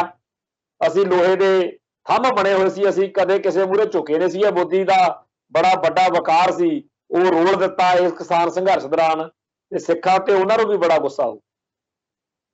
ਸੋ ਸਿੱਖਾਂ ਦਾ ਘਾਣ ਕਰਨ ਕਰਾਉਣ ਦੇ ਲਈ ਕਿਸੇ ਮੁੱਦੇ ਦੀ 1984 ਤੋਂ ਪਹਿਲਾਂ ਵੀ ਆਪਣੇ ਮਸਲੇ ਠੀਕ ਹੀ ਸੀ, ਆਪਾਂ ਕਿਹੜੀ ਕੋਈ ਇੱਥੇ ਗਲਤ ਗੱਲ ਕਰ ਰਹੇ ਸੀ। ਸੋ ਇੱਕ ਪਾਸੇ ਇੰਦਰਾ ਗਾਂਧੀ ਸਿੱਖਾਂ ਨੂੰ ਦਿਲ ਜਿੱਤਣ ਵਾਲੀਆਂ ਗੱਲਾਂ ਕਰਦੀ ਸੀ, ਪਰ ਦਿਲ ਜਿੱਤਣੇ ਸੀ ਉਹਨੇ ਉਹਨਾਂ ਦੇ ਜਿਹੜੇ ਲਵੇੜੂ ਸੀ, ਜਿਹੜੇ ਉਹਦੇ ਚੇਲੇ ਚਮਟੇ ਸੀ, ਜਿਨ੍ਹਾਂ ਨੂੰ ਇੰਦਰਾ ਜਿਹੜੀ ਸੀਗੀ ਉਹ ਦੁਰਗਾ ਮਾਤਾ ਲੱਗਦੀ ਸੀ। ਪਰ ਜਿਹੜੇ ਪੰਥਕ ਸੋਚ ਵਾਲੇ ਸੀ ਉਹਨਾਂ ਲਈ ਤਾਂ ਉਹਨੇ ਦਰਬਾਰ ਸਾਹਿਬ ਦੇ ਉੱਤੇ ਹਮਲਾ ਕਰਕੇ ਫੌਜਾਂ ਨਾਲ, ਟੈਂਕਾਂ, ਤੋਪਾਂ ਨਾਲ ਅਕਾਲ ਤਖਤ ਸਾਹਿਬ ਢਾਹ ਕੇ ਉੱਥੋਂ ਸੰਤ ਭਿੰਡਰਾਂ ਵਾਲਿਆਂ ਨੂੰ ਤੇ ਹੋਰ ਜੁਝਾਰੂ ਸਿੰਘਾਂ ਨੂੰ ਸ਼ਹੀਦ ਕੀਤਾ। ਇਵੇਂ ਹੀ ਜਿਹੜੇ ਸਿੱਖ ਭਗਵੇਂ ਬ੍ਰਿਗੇਡ ਦੀਆਂ ਅੱਖਾਂ 'ਚ ਰੜਕਦੇ ਨੇ ਕਿ ਇਹ ਪੰਥ ਦੀ ਚੜ੍ਹਦੀ ਕਲਾ ਲੋਚਦੇ ਆ, ਇਹ ਸਿੱਖਾਂ ਨੂੰ ਕੇਸਾਧਾਰੀ ਹਿੰਦੂ ਬਣਾਉਣ ਦੇ ਪ੍ਰੋਜੈਕਟ ਦੇ ਰਾਹ ਵਿੱਚ ਅੜਿੱਕਾ ਨੇ, ਇਹ ਸਿੱਖ ਜਿਹੜੇ ਨੇ ਇਹ ਜੇਕਰ ਅਸੀਂ ਖਤਮ ਕਰ ਲਈਏ ਤਾਂ ਬਾਕੀ ਤਾਂ ਮਾਤਾ ਦਾ ਮਾਲ ਆ। ਜਿਵੇਂ ਢੱਡਰੀਆਂ ਵਾਲਾ ਤੇ ਉਹਦੇ ਸਾਰੇ ਸਮਰਥਕ ਤੇ ਹੋਰ ਬਹੁਤ ਸਾਰਿਆਂ ਨੂੰ ਚਾਅ ਚੜਿਆ ਹੋਇਆ ਨਾ ਕਿ ਸਿੱਖਾਂ ਦੇ ਅੰਦਰੋਂ ਚੜ੍ਹਦੀ ਕਲਾ ਮਾਰਨੀ ਆ ਤੇ ਖੱਸੀ ਜਿਹਾ ਬਣਾ ਕੇ ਧਰਨੇ ਆ। ਇਹ ਜਿਹੜੀ ਖੇਡ ਚੱਲ ਰਹੀ ਆ ਕਿ ਜੀ ਜਿਹੜੇ ਪੰਥਕ ਹੁੰਦੇ ਉਹ ਤਾਂ ਬੜੇ ਰੈਡੀਕਲ ਹੁੰਦੇ ਆ, ਬੜੇ ਗਰਮ ਖਿਆਲ, ਢੱਡਰੀਆਂ ਦਾ ਵੀ ਇਹੀ ਗੱਲਾਂ ਕਹਿੰਦਾ। ਤੇ ਇਹ ਜਿਨ੍ਹਾਂ ਨੂੰ ਪੰਥਕ ਲੋਕ ਚੁੱਭਦੇ ਆ ਉਹਨਾਂ ਸਾਰਿਆਂ ਨੂੰ ਇੱਕ ਲਾਈਨ 'ਚ ਖੜੇ ਦੇਖਿਆ ਜਾ ਸਕਦਾ ਤੇ ਇਹਨਾਂ ਸਾਰਿਆਂ ਦੀ ਹਾਜ਼ਰੀ ਦੇ ਵਿੱਚ ਜਦੋਂ ਪੰਥਕ ਲੋਕਾਂ ਦਾ ਘਾਣ ਹੋ ਰਿਹਾ ਹੋਊਗਾ, ਜਿਵੇਂ 1984 ਦੇ ਵਿੱਚ ਸੰਤ ਭਿੰਡਰਾਂ ਵਾਲਿਆਂ ਤੇ ਜੁਝਾਰੂਆਂ ਦਾ ਘਾਣ ਹੋ ਰਿਹਾ ਸੀ ਤੇ ਅਕਾਲੀ ਲੀਡਰਸ਼ਿਪ ਤੇ ਉਹਨਾਂ ਦੇ ਪਿੱਛ ਲੱਗਾ ਦਾ ਕੀ ਸੀ, ਉਹ ਕਹਿੰਦੇ ਮਰਨ ਦੋ ਸਾਧ ਨੂੰ। ਲੌਂਗੋਵਾਲ ਨੇ ਕੀ ਪੁੱਛਿਆ ਸੀਗਾ ਜਦੋਂ ਦਰਬਾਰ ਸਾਹਿਬ ਤੇ ਹਮਲਾ ਹੋਇਆ ਤਾਂ ਲੌਂਗੋਵਾਲ ਨੂੰ ਇਹ ਚਿੰਤਾ ਨਹੀਂ ਸੀ ਕਿ ਸੰਗਤਾਂ ਦਾ ਕੀ ਹੋਇਆ, ਅਕਾਲ ਤਖਤ ਦਾ ਉਹ ਕਹਿੰਦਾ ਸੀ ਕਿ ਸੰਤ ਭਿੰਡਰਾਂ ਬਾਰੇ ਦੱਸੋ ਵੀ ਉਹ ਔਰ ਮਾੜੇ ਸ਼ਬਦਾਂ 'ਚ ਉਹ ਬੋਲ ਰਿਹਾ ਸੀ। तो ਜਿਹੜਾ 1984 ਵਿੱਚ ਵਾਪਰਿਆ ਬਿਲਕੁਲ ਉਹ ਕਦੇ ਵੀ ਸਾਡੇ ਨਾਲ ਵਾਪਰ ਸਕਦਾ। ਇਸ ਵਹਿਮ ਵਿੱਚ ਨਾ ਰਹੋ ਕਿ ਆਮ ਆਦਮੀ ਪਾਰਟੀ ਕਤਲੇਆਮ ਨਹੀਂ ਕਰਾ ਸਕਦੀ ਜਾਂ ਭਾਜਪਾ ਨਹੀਂ ਕਰਾ ਸਕਦੀ। ਆ ਸਾਡੇ ਤਾਂ ਬਾਦਲ ਦਲ ਦੇ 10 ਸਾਲ ਦੇ ਰਾਜ ਵਿੱਚ ਗੁਰਦਾਸਪੁਰ ਗੋਲੀ ਚੱਲੀ, ਸਾਡਾ ਵੀਰ ਜਸਪਾਲ ਸਿੰਘ ਚੌੜ ਸਿੱਧਵਾਂ ਗੋਲੀ ਮਾਰ ਕੇ ਉਹ ਮਾਰਿਆ ਤੇ ਸਟੇਟ ਨੇ ਪੂਰੀ ਰਾਖੀ ਕੀਤੀ, ਬਾਦਲ ਦਲ ਨੇ ਉਹਨਾਂ ਕਾਤਲ ਪੁਲਸੀਆਂ ਦੀ ਨਹੀਂ ਹੋਣ ਦਿੱਤੀ ਸਜ਼ਾ। ਤੇ ਫਿਰ ਲੁਧਿਆਣੇ ਗੋਲੀ ਚਲਾਈ ਆਸ਼ੂਤੋਸ਼ ਦੇ ਵਿਰੋਧ ਵਿੱਚ, ਜਦੋਂ ਸੰਗਤਾਂ ਆਈਆਂ ਉੱਥੇ ਵੀ ਉਸ ਬੁੱਚੜ ਪੁਲਸੀਆਂ ਦੀ ਹਮਾਇਤ ਕੀਤੀ। ਆ ਫਿਰ ਹੋਰ ਬਹੁਤ ਸਾਰੀਆਂ ਵਾਰਦਾਤਾਂ ਨੇ, ਪਰ ਖਾਸ ਤੌਰ ਤੇ ਬਰਗਾੜੀ ਵਾਲੇ ਕਾਂਡ ਤੋਂ ਬਾਅਦ ਗੁਰੂ ਗ੍ਰੰਥ ਸਾਹਿਬ ਜੀ ਦੇ ਬਾਰੇ ਬੈਠੀਆਂ ਸੰਗਤਾਂ ਦੇ ਉੱਤੇ ਜੋ ਕੁਝ ਹੋਇਆ, ਬਾਈਬਲ ਕਲਾਂ ਦੇ ਵਿੱਚ ਜਿਵੇਂ ਸ਼ਹੀਦ ਕੀਤੇ ਆ 2 ਸਿੰਘ, ਅਜੇ ਵੀ ਉਹਨਾਂ ਦਾ ਬੇਟਾ ਅੱਜ ਇਨਸਾਫ ਲਈ ਉੱਥੇ ਬੈਠਾ ਸੁਖਰਾਜ ਸਿੰਘ, ਤਾਂ ਇਹ ਜੇ ਸਾਰਾ ਕੁਝ ਬਾਦਲ ਦਲ ਵਾਲੇ ਕਰਾ ਸਕਦੇ ਆ ਤੇ ਇਹਦੇ ਨਾਲੋਂ ਕਿਤੇ ਜ਼ਿਆਦਾ ਬੇਕਿਰਕੀ ਤੇ ਬੇਦਰਦੀ ਨਾਲ ਭਾਜਪਾ ਕਰਾ ਸਕਦੀ ਹੈ। ਤੇ ਉਹਨਾਂ ਲਈ ਇਹ ਜ਼ਰੂਰੀ ਆ ਕਿ ਸਾਰੇ ਭਾਰਤ ਦੇ ਲੋਕਾਂ ਦੀ ਪਹਿਲੋਂ ਆਮ ਸਹਿਮਤੀ ਬਣਾਈ ਜਾਵੇ ਤੇ ਨਾਲੇ ਸਾਰੇ ਸੰਸਾਰ ਦੇ ਵਿੱਚ ਜਦੋਂ ਸਾਡੇ ਕਤਲੇਆਮ ਦੀਆਂ ਖਬਰਾਂ ਜਾਣ ਤਾਂ ਕੋਈ ਮੁਲਕ ਜਿਵੇਂ ਰੋਹਿੰਗਿਆ ਵਾਲੇ ਮਸਲੇ ਦੇ ਉੱਤੇ ਕੋਈ ਗੱਲ ਜਿਹੜੀ ਸੀ, ਸਾਡੇ ਤਾਂ ਇੰਨੀ ਕੀ ਸਮਝ ਪੈਂਦੀ ਸੀ ਵੀ ਉੱਥੇ ਦਾ ਕੋਈ ਮੁਲਕ ਵਿੱਚ ਖੰਘਿਆ ਨਹੀਂ, ਜਾ ਕੇ ਉਹਨਾਂ ਦੀ ਆਪਣੀ ਮਰਜ਼ੀ ਨਾਲ ਹੀ ਕਤਲੇਆਮ ਰੋਕਿਆ। ਤੋਂ ਅੱਜ ਸਾਡਾ ਵਾ, ਸਾਡੀ ਵਾਰੀ ਹੈ। ਤੋਂ ਸਾਨੂੰ ਇਹ ਸਮਝ ਲੈਣਾ ਚਾਹੀਦਾ ਕਿ ਸਾਡੇ ਕਤਲੇਆਮ ਦੀ, ਸਾਡੀ ਨਸਲਕੁਸ਼ੀ ਦੀ ਕਿਸੇ ਵੇਲੇ ਵੀ ਕੋਈ ਵੀ ਘਟਨਾ ਵਾਪਰ ਸਕਦੀ। ਸੋ ਪਹਿਲਾਂ ਬਣਾਉਣਗੇ ਅਗਲੇ ਮਾਹੌਲ ਵੀ ਆਹ ਦੇਖੋ ਜੀ ਇਹ ਤਾਂ ਬੜੇ ਕਾਤਲ ਦਰਿੰਦੇ ਨੇ, ਬੜੇ ਵਹਿਸ਼ੀ ਨੇ, ਤੇ ਸਾਡੀ ਕੌਮ ਦੇ ਬੜੇ ਲੋਕ ਨੇ ਜਿਹੜੇ ਲੱਗੇ ਹੋਏ ਨੇ ਪਹਿਲਾਂ ਹੀ ਕਿ ਜੀ ਇਹ ਤਾਂ ਬਹੁਤ ਮਾੜੇ ਆ ਜਿਹੜੇ ਸਿੱਖ ਇਸ ਤਰ੍ਹਾਂ ਕਰਦੇ ਆ। ਉਹ ਇਸ ਮਾਹੌਲ ਦੇ ਵਿੱਚ ਸਾਡੇ ਲਈ 2 ਤਰ੍ਹਾਂ ਦੇ ਕੰਮ ਬੜੇ ਜ਼ਰੂਰੀ ਹੈ। ਇੱਕ ਤਾਂ ਬੇਅਦਬੀਆਂ ਵਾਲੇ ਮਸਲੇ ਉੱਤੇ ਸਾਡੀ ਕੋਈ ਠੋਸ ਰਣਨੀਤੀ ਬਣਨੀ ਚਾਹੀਦੀ ਹੈ। ਦੂਸਰਾ ਇਹ ਹੈ ਕਿ ਜਿਹੜਾ ਸਾਨੂੰ ਅੰਤਰਰਾਸ਼ਟਰੀ ਪੱਧਰ ਤੇ ਬਦਨਾਮ ਕੀਤਾ ਜਾ ਰਿਹਾ ਮੌਬ ਲਿੰਚਿੰਗ ਦੇ ਨਾਂ ਹੇਠ ਤੇ ਹੋਰ ਗੱਲਾਂ ਨਾਲ, ਉਹਦਾ ਵੀ ਸਾਨੂੰ ਕੋਈ ਹੱਲ ਲੱਭਣਾ ਚਾਹੀਦਾ। ਕਿ ਸ਼੍ਰੋਮਣੀ ਗੁਰਦੁਆਰਾ ਪ੍ਰਬੰਧਕ ਕਮੇਟੀ ਦਾ ਇੱਕ ਵਫਦ ਦਿੱਲੀ ਦੇ ਵਿੱਚ ਸਾਰਿਆਂ ਮੁਲਕਾਂ ਦੀਆਂ ਅੰਬੈਸੀਆਂ ਨੇ, UN ਦਾ ਦਫ਼ਤਰ ਆ, ਉਹਨਾਂ ਕੋਲ ਜਾ ਕੇ ਮਿਲ ਕੇ ਉਹਨਾਂ ਨੂੰ ਸਮਝਾ ਨਹੀਂ ਸਕਦਾ ਕਿ ਆਹ ਦੇਖੋ ਜੀ ਸਾਰੇ ਅੰਗਰੇਜ਼ੀ ਦੇ ਅਖਬਾਰਾਂ ਵਿੱਚ ਕਿਵੇਂ ਸਾਡੇ ਮਸਲੇ ਉੱਤੇ ਗਲਤ ਰਿਪੋਰਟਿੰਗ ਕਰਕੇ ਸਾਨੂੰ ਦੋਸ਼ੀਆਂ ਵਾਲੇ ਕਟਹਿਰੇ 'ਚ ਖੜਾ ਕੀਤਾ ਗਿਆ। ਕਿ ਦਿੱਲੀ ਦੇ ਵਿੱਚ ਲੱਖ 2 ਲੱਖ 5 ਲੱਖ 10 ਲੱਖ ਬੰਦਾ ਇਕੱਠਾ ਕਰਕੇ ਭਾਰਤੀ ਮੀਡੀਆ ਦੇ ਰਾਹੀਂ ਭਾਰਤੀ ਹਕੂਮਤ ਵੱਲੋਂ ਜੋ ਕੁਝ ਇਸ ਮੌਕੇ ਪ੍ਰਚਾਰਿਆ ਜਾ ਰਿਹਾ ਉਹਦੇ ਖਿਲਾਫ ਕੋਈ ਬਹੁਤ ਵੱਡੀ ਇਹੋ ਜਿਹੀ ਕਾਰਵਾਈ ਧਰਨੇ ਮੁਜ਼ਾਹਰੇ ਦੇ ਰੂਪ 'ਚ ਨਹੀਂ ਕੀਤੀ ਜਾ ਸਕਦੀ ਜਿਹਦੇ ਨਾਲ ਸਾਰੇ ਮੁਲਕ ਦੀਆਂ ਅਖਬਾਰਾਂ ਨੂੰ ਪਤਾ ਲੱਗੇ ਕਿ ਹਕੀਕਤ ਕੁਝ ਹੋਰ ਹੈ। ਕਿ ਜਿਹੜੀਆਂ ਇੱਥੇ press trust of India, UNI, editors guild of India, ਇਦਾਂ ਦੀਆਂ ਜਿਹੜੀਆਂ ਵੱਡੇ ਪਲੇਟਫਾਰਮ ਨੇ, ਉਹਨਾਂ ਨੂੰ ਮਿਲ ਕੇ ਹਿੰਦੁਸਤਾਨ ਟਾਈਮਜ਼ ਤੇ ਹੋਰਨਾਂ ਅਖਬਾਰਾਂ ਦੇ ਜਿਹੜੇ ਐਡੀਟਰਸ ਨੇ ਉਹਨਾਂ ਨੂੰ ਮਿਲ ਕੇ ਇਹ ਸ਼ਿਕਾਇਤ ਦਰਜ ਨਹੀਂ ਕਰਾਉਣੀ ਚਾਹੀਦੀ, ਉਹਨਾਂ ਤੇ ਇਤਰਾਜ਼ ਦਰਜ ਕਰਾਉਣਾ ਚਾਹੀਦਾ ਕਿ ਭਾਈ ਤੁਸੀਂ ਸਾਡੇ ਅਕਸ ਨੂੰ ਖਰਾਬ ਕਰ ਰਹੇ ਹੋ। ਤੇ ਨਾਲ ਦੀ ਨਾਲ ਸਾਰਿਆਂ ਮੁਲਕਾਂ ਦੇ ਵਿੱਚ ਜਿੱਥੇ ਜਿੱਥੇ ਸਿੱਖ ਵਸਦੇ ਆ ਉਥੋਂ ਦੇ ਸਿਸਟਮ ਨੂੰ, ਉਥੋਂ ਦੀਆਂ ਸਰਕਾਰਾਂ ਨੂੰ, ਉਥੋਂ ਦੇ ਮੀਡੀਆ ਨੂੰ ਸਹੀ ਪੱਖ ਜਿਹੜਾ ਹੈਗਾ ਉਹ ਦੱਸਿਆ ਜਾਵੇ। ਮੈਨੂੰ ਯਾਦ ਆ 1982-83 ਦੇ ਵਿੱਚ ਅਰੁਣ ਸ਼ੌਰੀ ਨੇ ਕੁਝ ਆਰਟੀਕਲ ਮਾੜੇ ਚੰਗੇ ਲਿਖੇ ਸੀ, ਤਾਂ ਉਹਦੇ ਖਿਲਾਫ ਸ਼੍ਰੋਮਣੀ ਗੁਰਦੁਆਰਾ ਪ੍ਰਬੰਧਕ ਕਮੇਟੀ ਨੇ ਉਦੋਂ ਕਿਤਾਬਚਾ ਛਾਪ ਕੇ ਵੰਡਿਆ ਸੀ। ਅੱਜ ਵੀ ਸਾਨੂੰ ਇੱਕ ਇਹੋ ਜਿਹਾ ਡਾਕੂਮੈਂਟ ਚਾਹੀਦਾ ਜਿਹੜਾ ਸਾਡੇ ਪੱਖ ਨੂੰ ਸਹੀ ਸਾਬਤ ਕਰੇ, ਤਾਂ ਕਿ ਦੁਨੀਆ ਭਰ ਦੇ ਵਿੱਚ ਜਿਹੜੀ ਸਾਡੀ ਬਦਨਾਮੀ ਕੀਤੀ ਜਾ ਰਹੀ ਹੈ ਸਾਡੇ ਅਕਸ ਨੂੰ ਔਰ ਨਸਲਕੁਸ਼ੀ ਦੇ ਲਈ ਮਾਹੌਲ ਸਿਰਜਿਆ ਜਾ ਰਿਹਾ, ਉਹਦੇ ਵਿੱਚ ਸਾਰਿਆਂ ਮੁਲਕਾਂ ਨੂੰ, ਦੂਜੀਆਂ ਕੌਮਾਂ ਨੂੰ ਅਸੀਂ ਦੱਸ ਸਕੀਏ ਕਿ ਹਕੀਕਤ ਬਿਲਕੁਲ ਹੋਰ ਆ। ਜੋ ਮੌਬ ਲਿੰਚਿੰਗ ਕਹੀ ਜਾ ਰਹੀ ਹੈ ਇਹੋ ਜਿਹੀ ਕੋਈ ਗੱਲ ਨਹੀਂ। ਇੱਕ ਧਾੜਵੀ, ਇੱਕ ਹਮਲਾ ਕਰਨ ਆਇਆ ਮਾਰਿਆ ਗਿਆ, ਨਾ ਕਿ ਕੋਈ ਇਨੋਸੈਂਟ ਜਿਹਾ ਬੰਦਾ ਫੜ ਕੇ ਲੋਕਾਂ ਨੇ ਮਾਰਤਾ। ਇੱਕ ਦੋਸ਼ੀ, ਇੱਕ ਪਾਪੀ, ਇੱਕ ਗੁਨਾਹਗਾਰ ਸੀ ਜਿਹੜਾ ਸਾਡੇ ਧਾਰਮਿਕ ਵਿਸ਼ਵਾਸਾਂ ਨੂੰ ਔਰ ਸਾਡੀ ਸਭ ਤੋਂ ਪਵਿੱਤਰ ਅਸਥਾਨ ਦੇ ਉੱਤੇ ਉਹ ਬੇਅਦਬੀ ਕਰਦਾ। ਤੇ ਇਸ ਕਰਤੂਤ ਦੇ ਲਈ ਉਹਦਾ ਅਸੀਂ ਜੋ ਕੀਤਾ ਉਹਨੂੰ ਇਸ ਤਰੀਕੇ ਨਾਲ ਪ੍ਰੈਜੈਂਟ ਕਰਨਾ ਜਿਵੇਂ ਹਿੰਦੂ ਕੱਟੜਵਾਦੀ ਕਰਦੇ ਆ। ਪਹਿਲਾਂ ਸਾਡੀ ਸਿੱਖਾਂ ਦੀ ਨਸਲਕੁਸ਼ੀ ਕੀਤੀ, ਉਦੋਂ ਮੌਬ ਲਿੰਚਿੰਗ 84 ਚ ਕੀਤੀ, ਆ ਹੁਣ ਕਈ ਸਾਲ ਜਿਹੜੇ 7-8 ਸਾਲ ਹੋ ਗਏ ਮੁਸਲਮਾਨਾਂ ਨੂੰ ਘੇਰਦੇ ਰਹਿੰਦੇ ਆ। ਸੋ ਇਸ ਵੇਲੇ ਦੋ ਰਣਨੀਤੀਆਂ ਕਿ ਇੱਕ ਤਾਂ ਬੇਅਦਬੀਆਂ ਦੇ ਮਸਲੇ ਉੱਤੇ,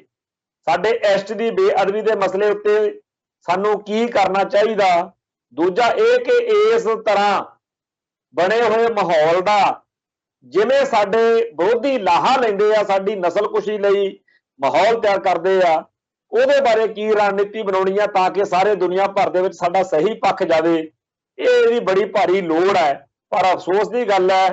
ਕਿ ਜਿਹੜੇ ਸਾਡੇ ਇਸ ਵੇਲੇ ਅਕਾਲ ਤਖਤ ਸਾਹਿਬ, ਸ਼੍ਰੋਮਣੀ ਗੁਰਦੁਆਰਾ ਪ੍ਰਬੰਧਕ ਕਮੇਟੀ ਤੇ ਹੋਰ ਸਿੱਖ ਸੰਸਥਾਵਾਂ ਨੇ, ਉਹਨਾਂ ਦਾ ਤਾਂ ਇੰਨਾ ਕੀ ਆ ਕਿ ਹਾਂਜੀ ਅਸੀਂ ਜਿਹੜਾ ਆਊ ਚੜ ਕੇ ਠੋਕ ਦਿਆਂਗੇ, ਉਹ ਭਾਈ ਠੀਕ ਆ, ਉਹ ਇੱਕ ਪੱਖ ਆ, ਉਹਦੀ ਬੜੀ ਭਾਰੀ ਲੋੜ ਆ, ਸਹੀ ਕੀਤਾ। ਜੇ ਹੋਰ ਵੀ ਕੋਈ ਹੋ ਜਾਵੇ ਤਾਂ ਕੋਈ ਮਾੜੀ ਗੱਲ ਨਹੀਂ, ਪਰ ਨਾਲ ਦੀ ਨਾਲ ਦੁਸ਼ਮਣ ਦੀ ਚਾਲ ਆ ਜਿਹੜੀ ਉਹਨੂੰ ਵੀ ਸਮਝਣਾ ਚਾਹੀਦਾ। ਜਿਵੇਂ ਸ਼ੇਰ ਨੂੰ ਫੜਨ ਦੇ ਲਈ ਸ਼ਿਕਾਰੀ ਜਿਹੜਾ ਉਹ ਚਾਲ ਖੇਡਦਾ,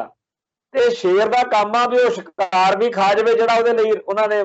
ਬੱਕਰੀ ਬੰਨੀ ਹੁੰਦੀ ਆ, ਤੇ ਬਚ ਵੀ ਜਾਵੇ। ਸੋ ਆਪਾਂ ਇਹੋ ਜਿਹੀ ਕੋਈ ਰਣਨੀਤੀ ਬਣਾ ਸਕੀਏ, ਇਹਦੇ ਲਈ ਸਾਨੂੰ ਧਿਆਨ ਦੇਣ ਦੀ ਲੋੜ ਆ। ਸੋ ਇਹ ਅੱਜ ਲਈ ਇੰਨਾ ਹੀ ਕਾਫੀ ਆ। ਕੱਲ ਫਿਰ ਮਿਲਾਂਗੇ। ਨਾਨਕ ਨਾਮ ਚੜ੍ਹਦੀ ਕਲਾ, ਤੇਰੇ ਭਾਣੇ ਸਰਬੱਤ ਦਾ ਭਲਾ। ਵਾਹਿਗੁਰੂ ਜੀ ਕਾ ਖਾਲਸਾ, ਵਾਹਿਗੁਰੂ ਜੀ ਕੀ ਫਤਿਹ।